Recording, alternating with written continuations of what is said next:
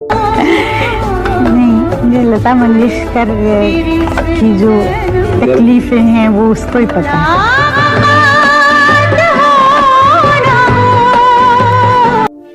हाँ दोस्तों, एक कलाकार की जिंदगी और उसकी तकलीफें केवल वो कलाकार ही समझ सकता है और कोई नहीं। उनकी जिंदगी और उनकी तकलीफें ये सब अनसुनी आवाज की तरह हमेशा के लिए गम हो जाती हैं। तो आज हम इसी अनसुनी कहानी को आपके सामने लेकर आ रहे हैं। इस वीडियो की यही कोशिश रहेगी कि भारतीय संगीत जगत की सबसे बड़ी पहचान लता मंगेशकर की जिंदगी को इस वीडियो के जरिए जी पाए। लता जी का जन्म 1929 में हुआ था और आप जान के हैरान मत होना, पर हाँ, उनकी जिंदगी को जैसे हमने कहा कि अनसुनी है, तो उनका नाम तक अनसुना ही था। उनका नाम जन्म के समय हेमा रखा गया था और अपने सभी बहनों में लता जी सबसे बड़ी थी। उनके पिता पंडित दीनानाथ मंगेशकर खुद एक म्यूजिशियन थे और वही लता मंगेशकर के सबसे पहले गुरु भी थे।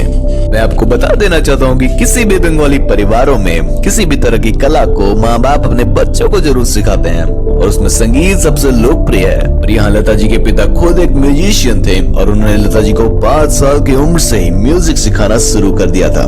एक बार बहुत छोटे से उम्र में लता जी को अपने एक स्टूडेंट को गलत तरीके से गाने पर उसे सुधारते देख पिताजी समझ गए कि लता संगीत जगत में बहुत आगे जाएगी। 1942 में लता जी ने केवल 13 साल की उम्र में ही अपने संगीत जगत की स्ट्रगल को शुरू किया और 1945 में उनकी इतनी सालों की मेहनत ने रंग लाना शुरू किया जब उनका कोई सॉन्ग पहली बार इतने बड़े लेवल पर हिट हुआ। मूवी महल से, जिसमें लीड हीरोइन मधुबाला थी और उस सॉन्ग का नाम था आगे आने वाला। बट वहाँ भी उनकी ये मेहनत, आवाज और नाम अनसुनी रह गई थी क्योंकि वह सॉन्ग उस वक्त कैरेक्टर कामनी को क्रिएट कर दी थी। बट कहते हैं बादल कितने भी आ जाएं, सूरज की रोशनी को अपने पीछे नहीं छुपा सकते।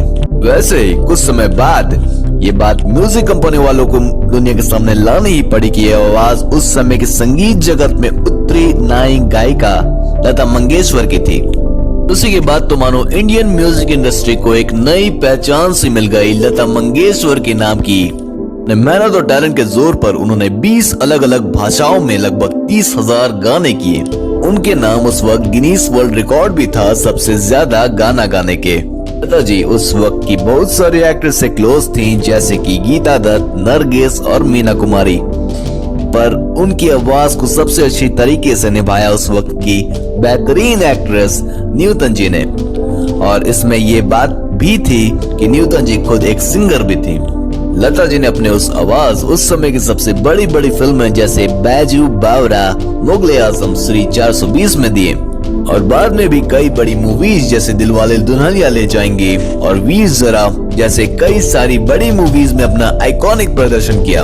वीर ज़रा ही लता जी की आखिरी परफॉर्मेंस थी as a playback singer in movies में। और गानों के मामले में उनका आखिरी सॉन्ग आया था 2019 में, सौगात मुझे इस मिट्टी की, जो कि हमारे इंडियन आर्मी को एक ट्रिब्यूट था। वैसे भी हमारी प्यारी लता जी हमारी इंडियन आर्मी की बहुत ज्यादा रिस्पेक्ट करती थी और उनके हिसाब से उनके जिंदगी का सबसे बेस्ट मोमेंट था जब उन्होंने 1962 में इंडो चाइना वॉर को ट्रिब्यूट देते हुए दिल्ली के नेशनल स्टेडियम में उस वक्त के प्रेसिडेंट एस राधाकृष्णन और प्राइम मिनिस्टर पंडित जवाहरलाल नेहरू के सामने ए मेरे वतन के लोग गाया था, जिसको सुनकर उस वक्त वहाँ पे सभी लोग अपने पैरों पर खड़े हो गए और उनके आंखों में आंसू आ गए थे। इवन हमारे नेहरू जी की आंखों में भी। लता जी अपने म्यूजिक को भगवान मानती थी। वो कभी भी चप्पल पहन के रियाज नहीं किया करती थी। जी हाँ, सही सुना आपने, वो कभी भी रियाज अपने फिल्म के सॉन्ग की रिकॉर्डिंग बिना चप्पल पहन के दिया करती थी। और ये दिखाता है कि लता जी के जिंदगी में संगीत की क्या जगह थी।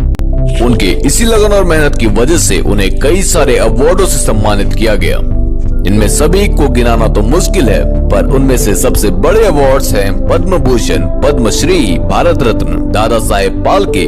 उनको 3 नेशनल अवार्ड्स भी मिले हैं, परिचय, कोरा कागज और लेकिन के लिए। पर लेजेंड्स हमेशा अपने कामों से ज्यादा अपने विचारों से जाने जाते हैं। उन्होंने अपने आवाज के कारण कई फिल्म फेयर अवार्ड्स मिले, पर एक वक्त के बाद उन्होंने ऐसा कोई भी अवार्ड लेने से मना कर दिया ताकि बाकी नए उभरते हुए टैलेंट्स को उनकी पहचान मिल सके। वाह, ऐसी सोच रखने वाली शख्सियत शायद ही दुनिया में कहीं देखने को मिलेगी। पर देखो कितनी अफसोस की बात है ना, जहां आप और हम मिलकर ये सब देखकर इस शख्सियत से इतना ज्यादा प्यार करते हैं, और हम में से सभी कोई कभी न कभी ये ख्याल आया ही होगा कि काश हमारे पास भी लता मंगेशकर जैसी आवाज होती, काश हम भी लता मंगेशकर होते। पर वहीं लता मंगेशकर अपने आप और अपनी जिंदगी को बिल्कुल नहीं चाहती थी। उनकी यह सोच थी कि अगले जन्म में ऊपर वाला उन्हें लता मंगेशकर तो ना ही बनाए। क्यों भरोसा नहीं हो रहा? लो लता जी से ही सुन लो। मुझे पहले भी किसी ने पूछा था, तो वही जवाब मेरे पास है कि ना ही जन्म मिले तो अच्छा है, और अगर वाकई जन्म मिला मुझे तो मैं लता मंगेशकर बनना नहीं चाहती। नहीं, मुझे लता मंगेशकर की जो तकलीफें हैं वो उसको ही पता है।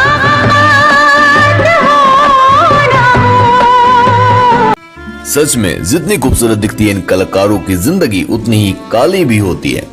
उनकी जिंदगी और तकलीफें हमेशा अनसुनी रह जाती हैं। आज के इस वीडियो में लता जी की जिंदगी के सफेद हिस्सों को जानने की कोशिश की हमने, पर आखिर लता जी का ये कहना है कि उनके खुद की जिंदगी उन्हें पसंद नहीं। ऐसा क्यों कहा, इसका जवाब हम अपने अगले वीडियो में ढूंढेंगे, जिसमें हम लता जी की जिंदगी के कुछ अनसुने तकलीफों का सामना करेंगे। उनकी इस अनसुनी कहानी के कुछ अनसुने किस्से हम फिर से जीने की कोशिश करेंगे हमारे अगले वीडियो में। लता जी भले ही हमारे बीच ना हो, पर उनकी आवाज हमारे बीच हमेशा रहेगी, क्योंकि उनकी आवाज अमर है।